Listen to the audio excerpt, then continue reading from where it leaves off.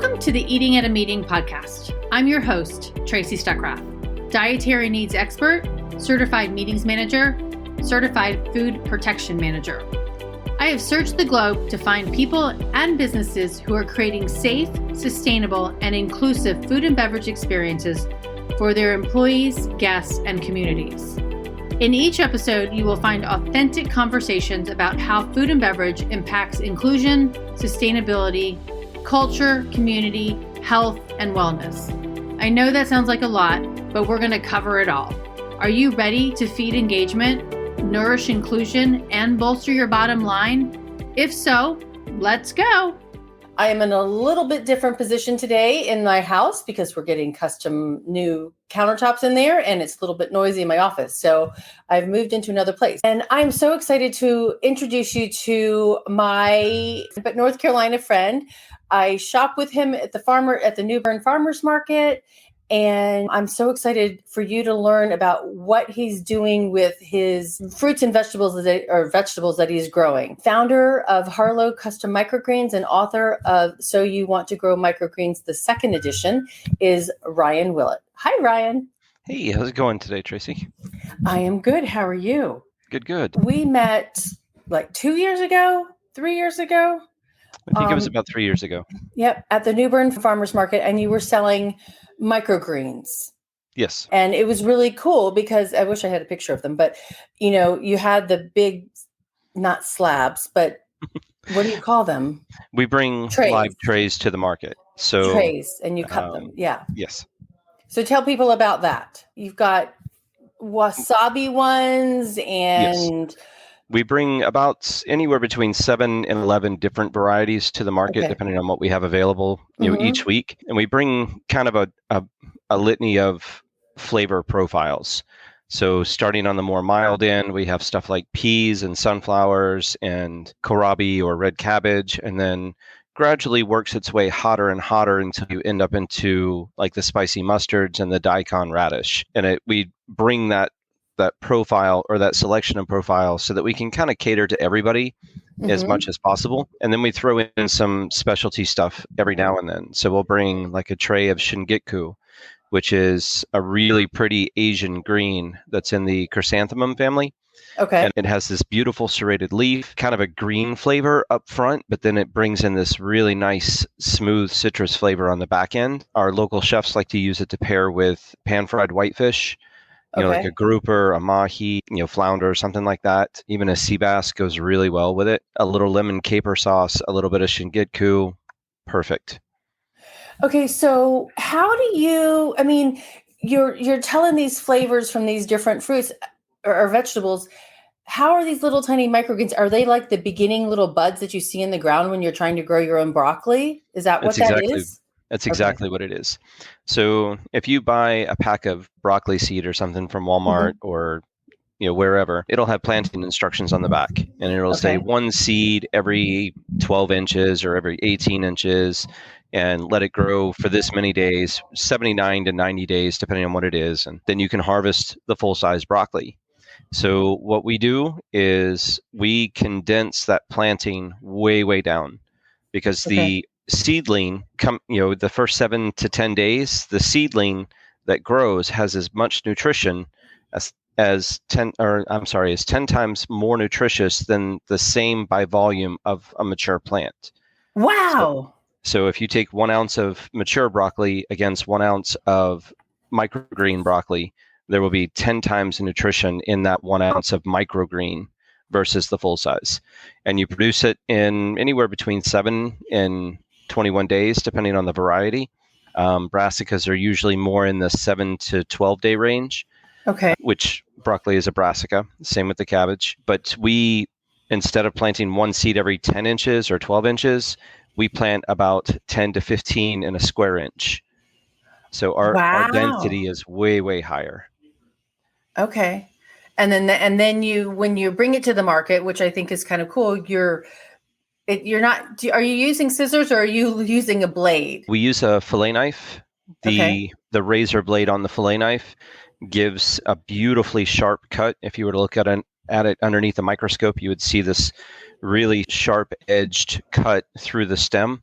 where if you use scissors, it actually kind of crushes through the plant and it shortens the shelf life by a little bit. Wow. Okay. And then that's super interesting. And then you take that tray back because everybody's come and bought all your microgreens. What do you do with that tray? So that because it's still got the soil in it, and then the leftover buds, right? Still has the root mass, the stems, the short stems that we haven't used, and then it contains all of the soil base that we've used to grow in. So we use that to compost down, and that's kind of the beginning of our loop for the farm. So each leg of the farm kind of depends on the other in certain ways. We have chickens, so we take their litter and waste and used eggshells and all that, and we put that into the compost pile. And we have a hydroponic greenhouse that we'll talk about in a few minutes, I'm sure. Right. We take the refuse from there, and we added that to the refuse from the microgreen operation, and we compost all of that together.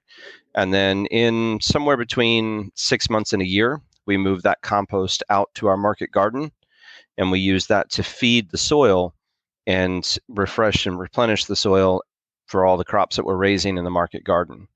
And there's lots of refuse that comes from that as well that goes back into the system. Wow.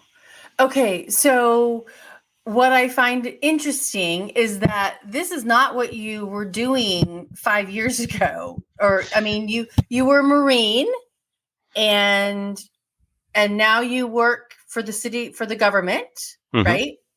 And so now you're a farmer as well on the side. I am. So talk about that. So in an earlier life, I was a Marine. I'm a Marine brat. So after roughly 10 years, I left active service, and from there continued my career in IT, eventually coming to work here and with the government and finishing my computer science degree. In the midst of all of that, I found life to be very sedentary, and I was getting heavier. My health was slipping pretty bad, and the doctor was like, you need to make some changes. Things are not going well. So I visited with a nutritionist, and she helped me in a couple of areas. First was portion control. I learned what a normal size portion for somebody was supposed to be. Apparently, I ate twice or three times as much as I was supposed to be eating. I think that was a hard wake up. Yeah. But she also taught me some simple stuff for bringing in more greens into my diet, just adding them in different places and doing 1-for-1s. So, for example, on a sandwich, instead of eating bread, which is full of carbohydrates, and wheat, both and gluten, which is an irritant to the body, it causes inflammation. So use a large piece of lettuce as your wrap, and chop up some kale and drop it in there, or add some sunflowers to it, or any one of the brassicas that you grow as a microgreen, add those in as additional fodder, and then add in whatever meat and cucumber, if you will, and then use a mustard instead of mayonnaise. Gives it that extra flavor, but at the same time doesn't bring a ton of extra calories. So she taught me simple additions like that. Adding spinach or chopped kale to my eggs in the morning. Easy way to get a full cup to 2 cups worth of greens into my diet. And I eat eggs every single morning, so that was an easy one. Just a couple extra seconds to chop some greens and throw them in. Just little 1-for-1s like that went a long way. And that just kind of changed the way you ate in general, right? That was the turning of the tide, so to speak. It initiated some massive changes. But what I found in making these changes was that eating massive amounts of greens can be a little on the expensive side. Yeah. Especially if you're eating stuff like spinach or kale or kohlrabi leaves or something like that. That's not necessarily very common.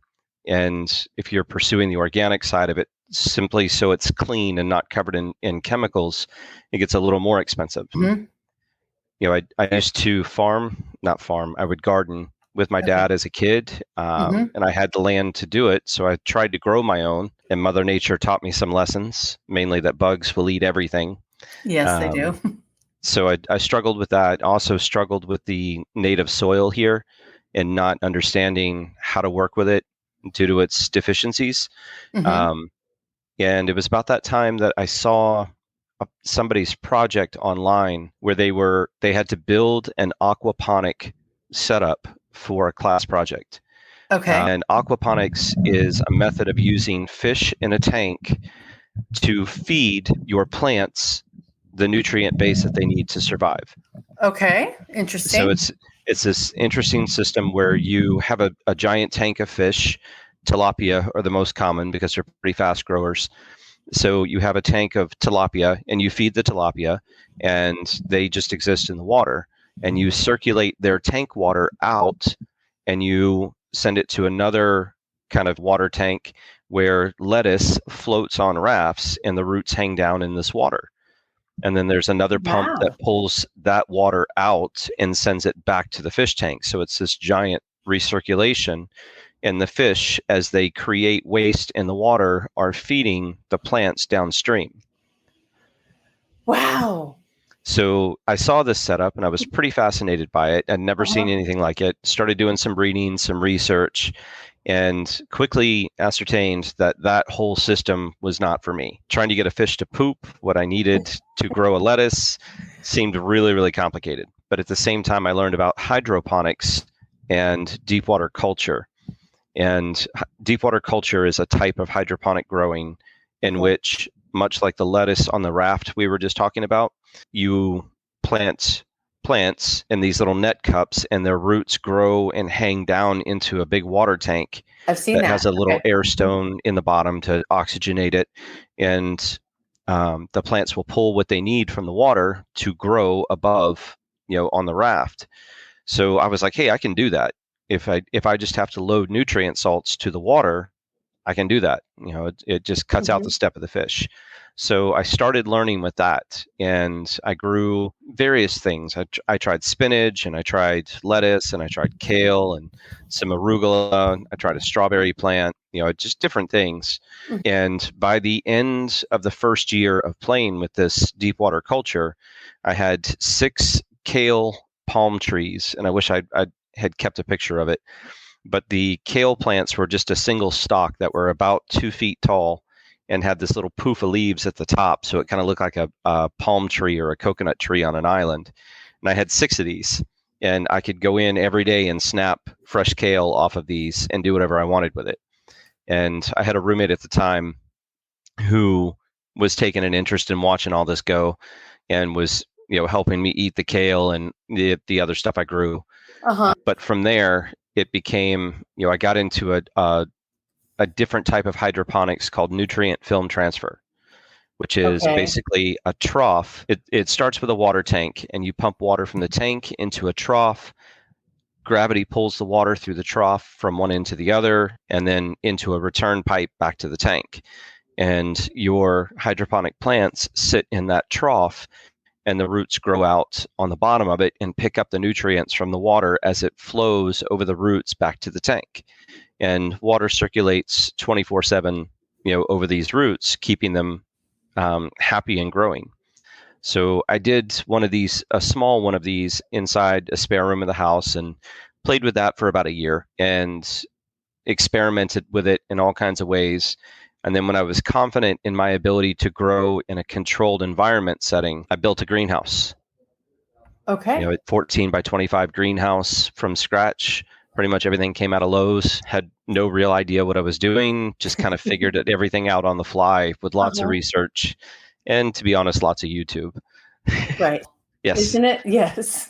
So about the time that I was getting into building the greenhouse, I started expanding my microgreen operation as far as not necessarily for selling, but just increasing my ability to grow different ones. And I always had too much between the greenhouse and the little deep water culture setup and the microgreens. I always had way too much for just me and my roommates to eat. So we gave it away to friends. And eventually somebody connected me with a restaurant owner in Moorhead. And it was a little wine and sandwich shop. And they wanted to use it on their salads and stuff like that. So I supplied them for about a year, maybe a year and a half before, I think the hurricane came along and everything just changed after that. But that's kind of how the business started, was just wanting to eat better for myself and always having too much. And I'm a tinker kind of person, so I kept learning and wanting to try different things, and created an excess of food, giving that food away, and then eventually selling some of that excess and then becoming a full business. So what kind of, I mean, and I want to talk about the fact that you have 3 different kinds of growing on the farm now. But to do that, is that a different kind of farming license, or is it?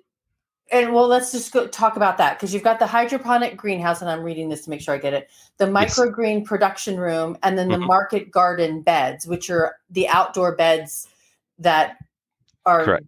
Regular soil ground, right? So to be able to sell those, do you have to have a different type of permit?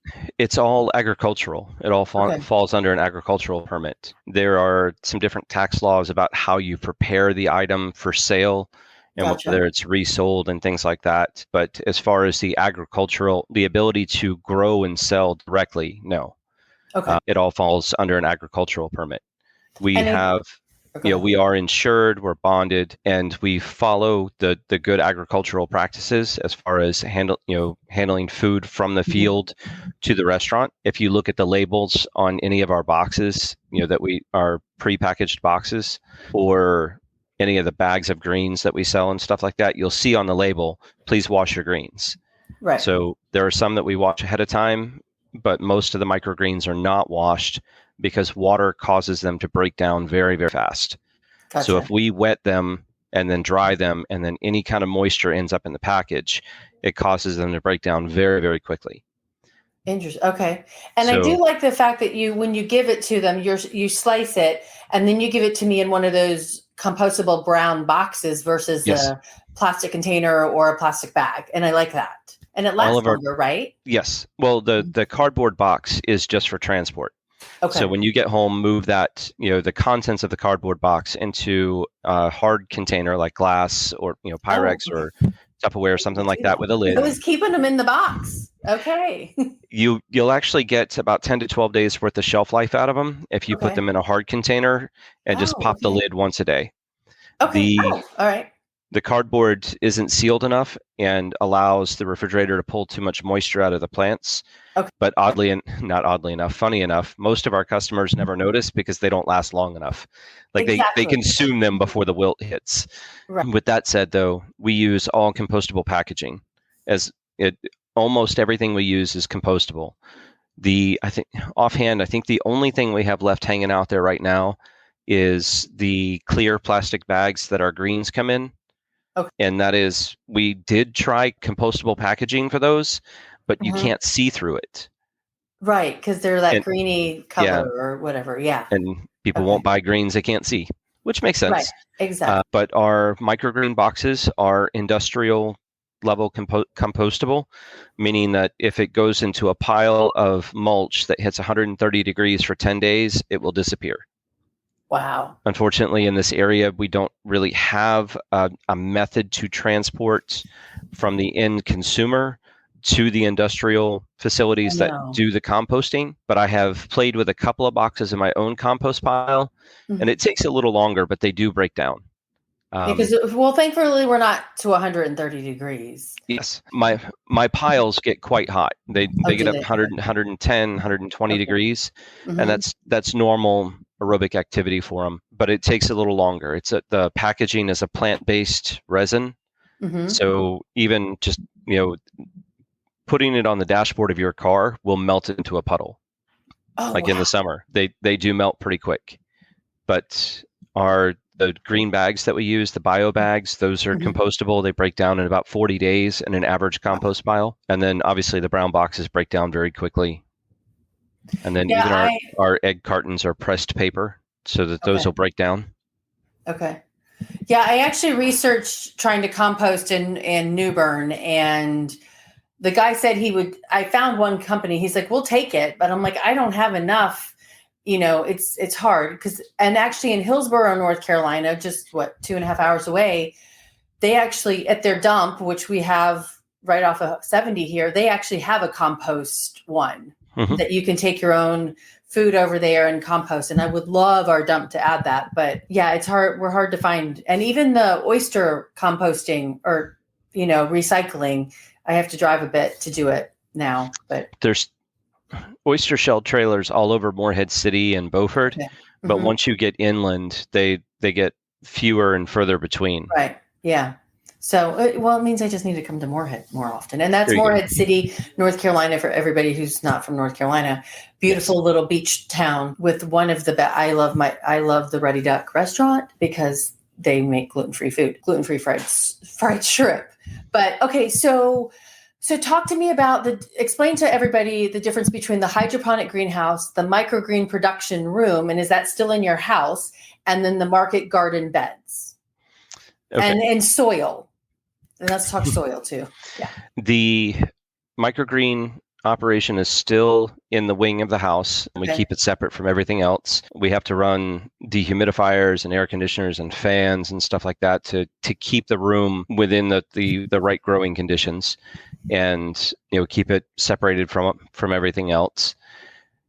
And then that in itself is such its own interesting biosphere. Okay. Because the heat and the humidity produced by the lighting, we use automated lighting, and we keep fans running 24/7, and we have to dehumidify. Every morning we have to water, bottom water everything. So it's got its own little ecology inside this room. Wow. That has to be managed. And then depending on what you're planting and how much of what you're planting can change all of those characteristics. So you have to keep fine tuning the room based on what you're using it for or what's passing through it that particular week. Some things are super sensitive to humidity and other things are not. And we work with about 31 different types of microgreens. We have a pretty extensive seed bank, and learning each one of those has been quite the ride. I mean, I ended up at the encouragement of my sister, because I kept so much information in my head about how to do everything. She was like, if anybody ever needs to help you or like you get sick, there's nobody knows how to do this but you. You need to write this down. So I did write everything down. Every meeting planner, yeah. She's a former event planner, so she encouraged me to write everything down, which is how we arrived at the book, and we'll talk about that in a little bit. Awesome. But the hydroponics, we experimented with a variety of different plants and different things to grow. And eventually, Rebecca and I settled on like 5 types of lettuce, and we rotate those based on the time of year. Some do better in the heat, some do are much more palatable in the winter, early spring months. So we Rebecca and I spent quite a bit of time field trialing about 2 different dozen types of lettuce, and she was she helped me pick the right flavor complexes for the right times of year.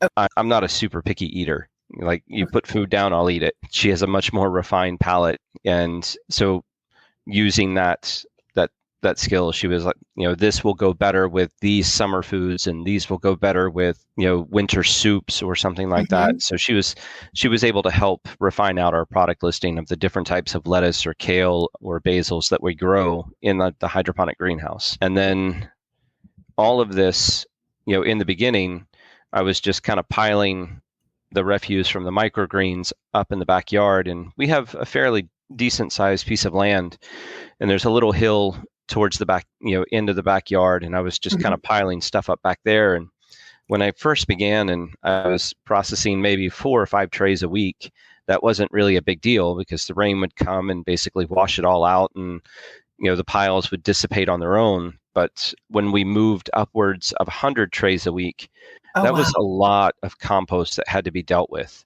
But we also realized that in this rural community, we did some evaluations of how many people there are and what our available market was and how much we could sell to that market. What we figured out was that microgreens alone wouldn't pay the bills, so to speak.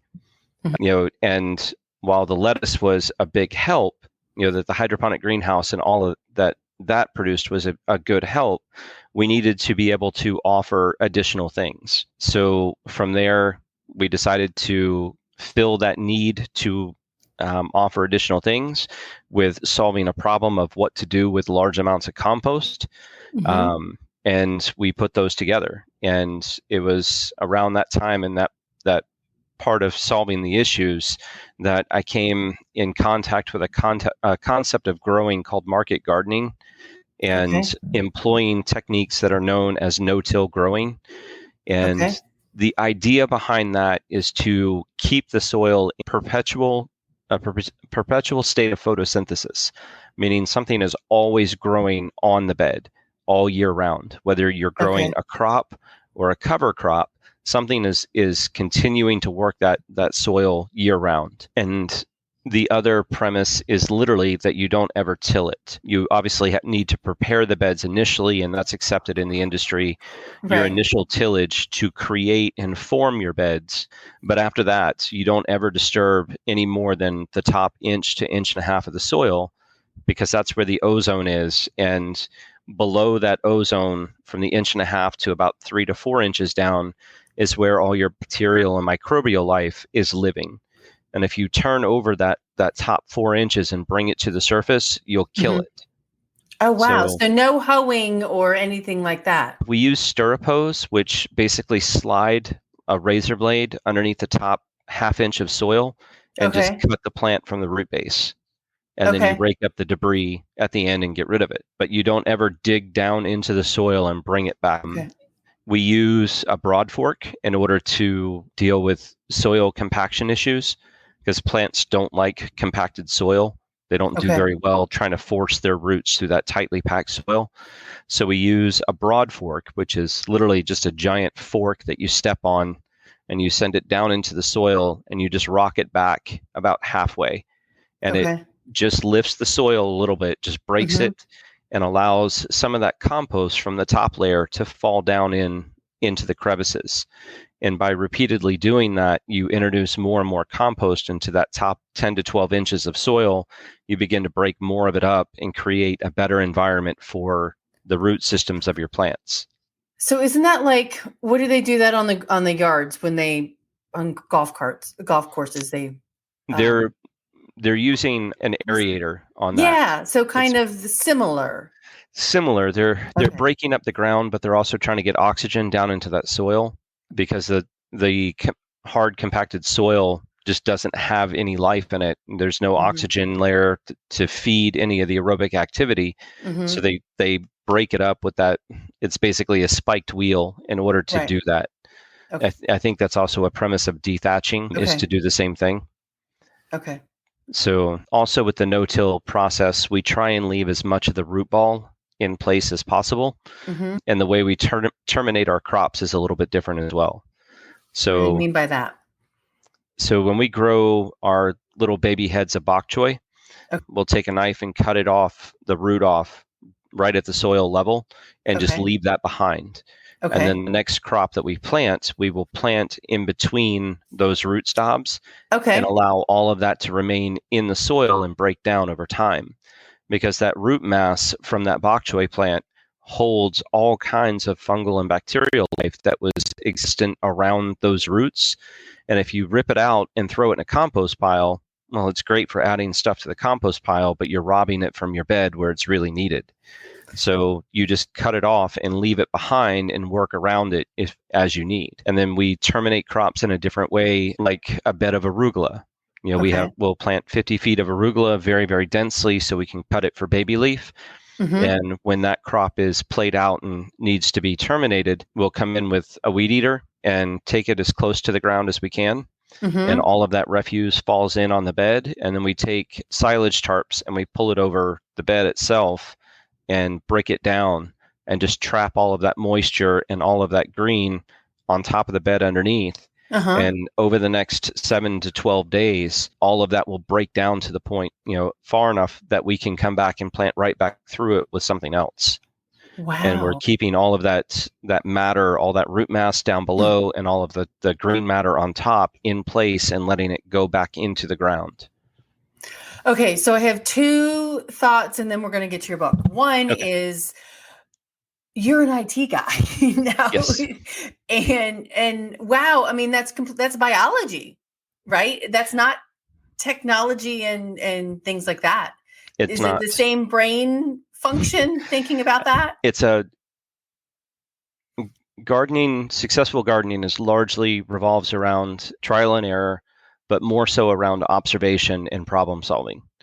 IT is very much the same. It's the same logical thought process where you do something, you make notes on what you did, and then you watch the outcome. Well, that didn't work. Adjust, fire, try again, and you problem solve. Rebecca is famous for the question, well, why?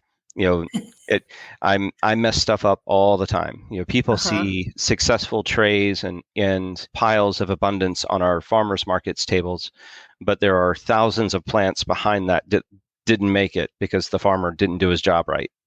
And she is very logical minded, just like I am. So she helps walk through that process of why something didn't work or why this one particular method did work. What did we do different? Why is this better? Or why did this not happen? And it's wonderful to have that kind of sounding board, because you can convince yourself of anything in your own head. The weather caused every failure that I've ever had. No, the weather didn't. I didn't do something, or I did too much of something. So having a partner that can work through that process with you, because she thinks the same way, is it's super cool. Well, and then your sister also suggesting writing it down too, because then you're probably documenting, what you did on this one and what you did on that one. And then that way you can see on the next round that's what smart. Worked and what didn't. And it's, I have to admit, I am notorious for not documenting stuff too. I don't know if it's an IT trait or what, but I would rather do the work than make the documentation. I've always been that way. So my sister and Rebecca both have stayed on me, especially when it comes to the garden, because there's so much more going on out there as far as the working with our native soil and taking it from something that could not grow anything successfully to growing stuff consistently, successfully. Really and truly, our only major complication at this point is the flea beetles. Oh, really? And because we're no spray, we don't use hazardous chemicals, herbicides or pesticides, we really struggle to get control of that particular bug population, because there's not a whole lot of natural predators for it. And it is a voracious feeder on the things that we grow. Well, and the other day you actually posted a picture of a bug. What was that bug? That was an assassin bug. Okay, yeah. So what does he assassinate? Everything. Except for that beetle. No, they will eat those. But the assassin bug is an apex predator in its environment, meaning that it's a hunter. It hunts other bugs, and it feeds happily on pretty much everything else, kind of like a praying mantis. But because it is at the top of the food chain for what it does, there's not that many of them. So it's easily outnumbered by its food. So they're always busy. Whenever we find them in the garden, they're always working on something. They've always got a bug that they're eating. We do use praying mantis eggs, and we'll put 3 or 4 of those throughout the garden. And those will release anywhere between 50 and 200 young praying manti when they hatch. What? Per egg? Per egg. Wow. The egg is about the size of a robin egg. Okay. So it's maybe a little bit bigger, like a walnut. It's the size of a walnut. Okay. And those little guys will hatch out and climb all over the garden, and they will go to work. And we use beneficial nematodes, which are parasitic worms that are microscopic. And we introduce those to the soil via spraying. We get those in, mix them into the water, and then spray them back out.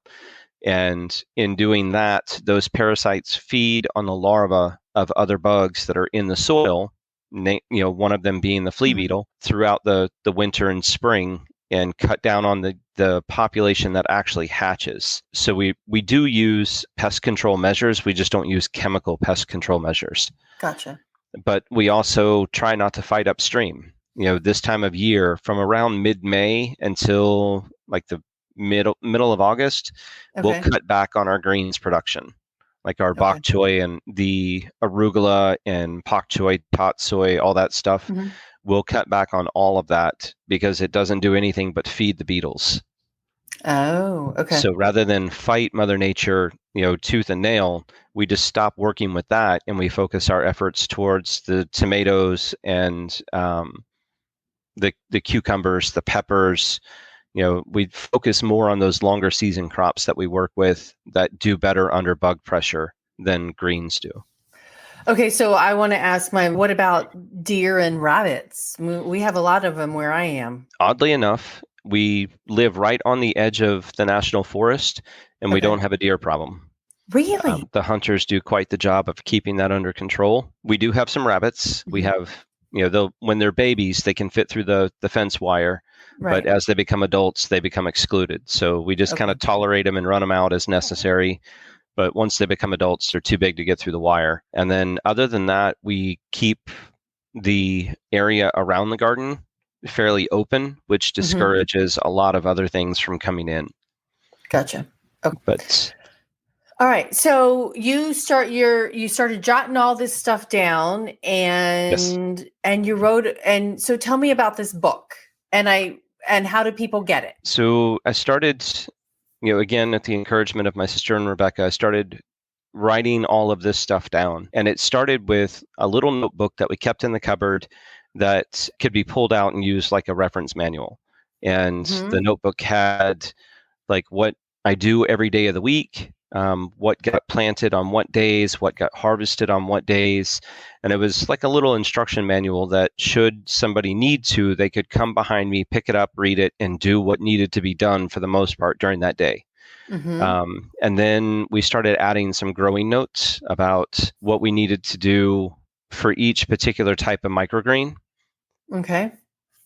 And like I said, with 31 different types, they all need their own little level of finesse. So the instructions became more and more detailed about how much goes on a tray, if they get soaked in water ahead of time or not, whether they get compressed for a couple of days or whether they go into a blackout phase for a couple of days. All of this got written down. And then as more and more of that started coming out, somewhere the inspiration to create a book came. And I struggled with it for about a year, and I'd pick it up and put it down, and I wasn't making any progress. And then something finally snapped, and I sat down and just started typing. And it was hours and hours. Information just poured out, and it was in no particular order. It wasn't fluent or fluid. I mean, it was a huge brain and data dump, just poof into a document. And then from there, I went through and kind of shifted the information around so that it was a little more cohesive and had some process. And then from there, I kind of went backwards a little bit and I created an outline of what I wanted to write. And then I went into this data dump and found what I had written that would fall into it. And then I used that outline to create the order. Cool. And what we ended up with was this little book. I don't know if it shows up well. Blurry, yeah. Put it in front of your face and see. Nah, it doesn't work. No, okay. This little book, it's about 127 pages, and it's called So You Want to Grow Microgreens. And the target audience was anybody who wanted to begin growing at any scale. So if you wanted to grow for yourself, just a couple of small trays, it tells you how to build a small setup with what trays to use and what lighting considerations to make and air and fans and all that stuff. Or if you wanted to scale up from something that you've already built into a more commercial setup, all of the things that you need to calculate out, like what's your electricity draw, how much water do you need per day, what design does your room need to have, what does your workflow space need to look like, and it takes all of that into account and kind of lays it all out for you. And it goes into, if you want to work at a farmer's market, it shows you what a basic setup looks like and gives you some options between live cut and pre-packaged and how to make the decision of what works best for you. And that's really what the whole premise of the book was to help people decide whether they wanted to even get into this or not. Right.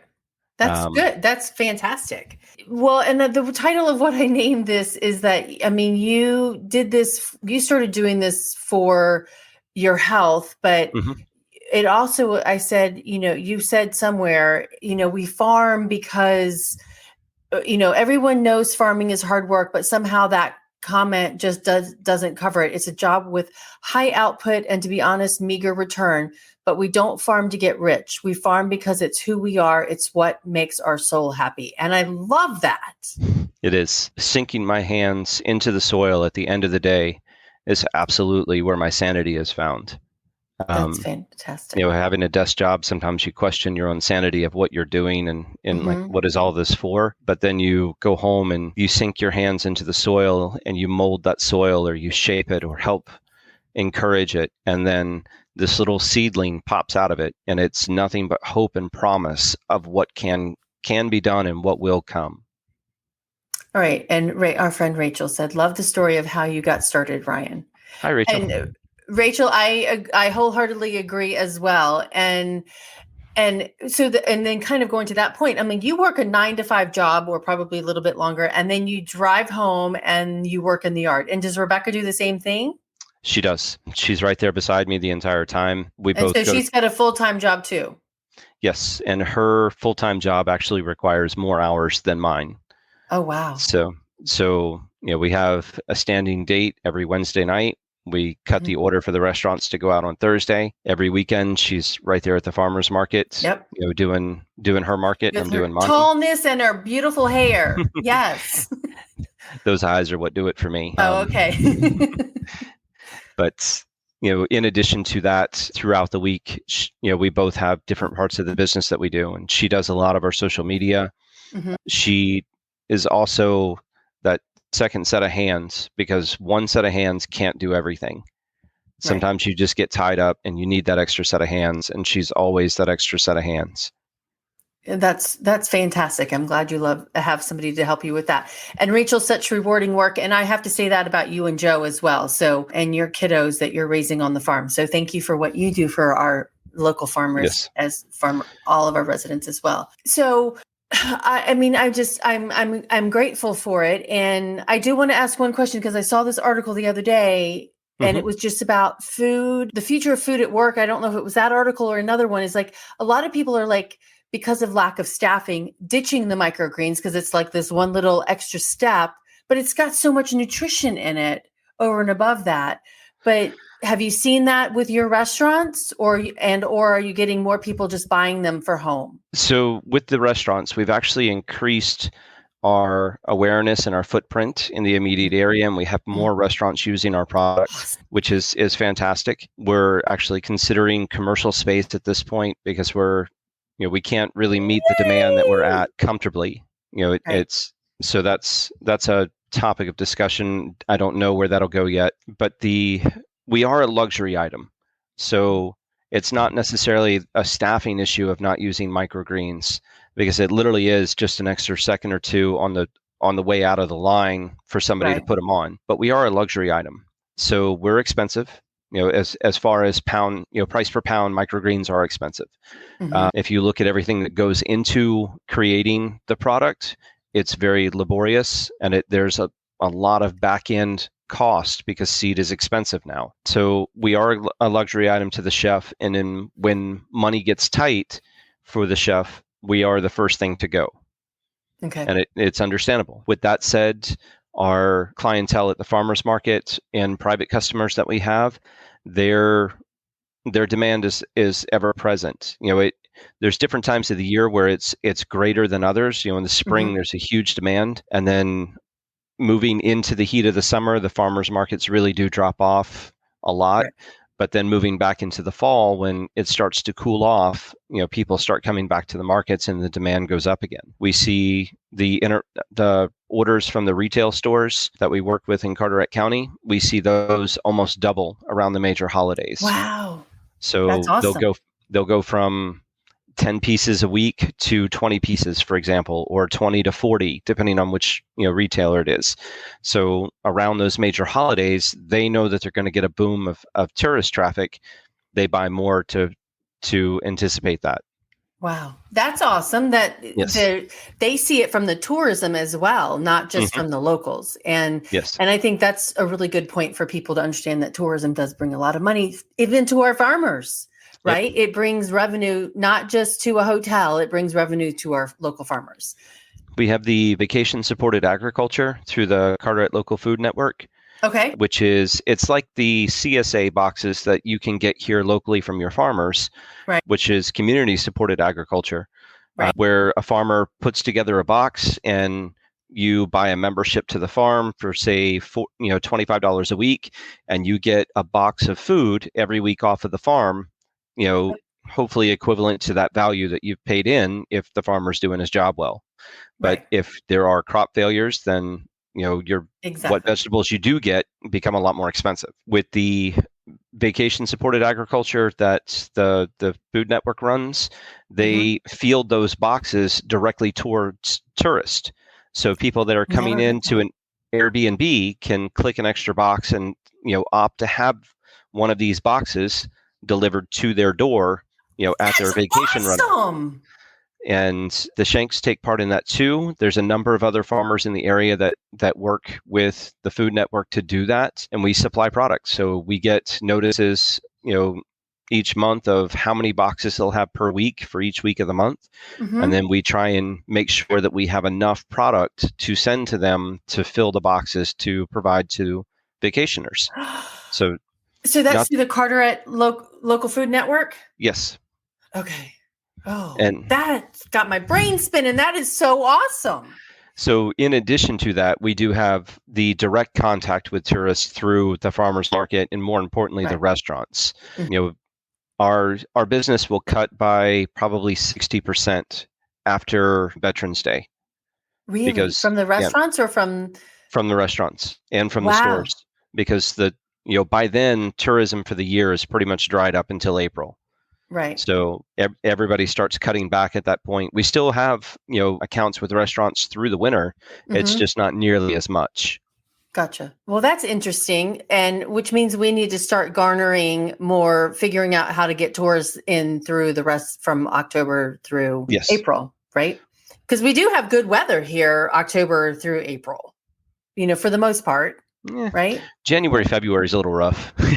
Well, we're not Chicago, so true. Yeah. Perspective, I guess. Exactly. So, okay. So I'm so excited. That makes me that's just something new I can talk about too. I mean, that's something completely different. All right. Well, we have chatted for 52 minutes and I love it. And are you guys going to be at New Bern this Saturday? Yes. Okay. Miss Rebecca will be there. And I'll be in Beaufort at our farmers market. Okay. If you're in the area, stop in and say hi. Introduce yourself. We'd love to meet you.